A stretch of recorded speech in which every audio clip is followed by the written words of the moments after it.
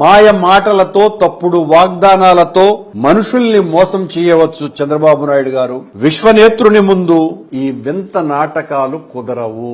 హైందవ ధార్మిక రాజధానిలో బ్రహ్మాండ నాయకుని చెంత శిశు మరణాల అంటే ఈ మధ్యనే ఒక వారం 10 రోజులు కూడా గాల కొండ మీద చౌల్ట్రీ నుంచి ఒక బాలుడు పడిపోయినాడు. దానికి చంద్రబాబు గారికి సంబంధించినటువంటి పత్రికలు గాని ప్రసార మాధ్యమాలు గాని ఏ రకమైనటువంటి ప్రచారము ఇవ్వాల.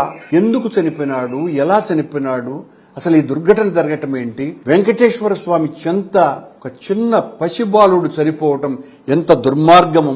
మద్యము మాంసాలు కొండ మీదకి నిరంతరాయంగా జరగటం. నిన్ననే బిర్యానీ తింటూ పైకి ఎలా పోయిందో కూడా పర్యవేక్షణ చేయనటువంటి అధికారుల అలసత్వంతో రాజ్యమేలుతోంది తిరుమల ఆలయం. మధ్యలో 3-4 సార్లు మద్యం బాటిళ్లు పట్టుకున్నట్టు కూడా పత్రికల్లో వచ్చింది. ఇన్ని రకాలైనటువంటి వీటి మీద ఏ రకమైనటువంటి విచారణ చేయకుండా అడ్డుకోవటాలు చేస్తున్నారు చంద్రబాబు గారు.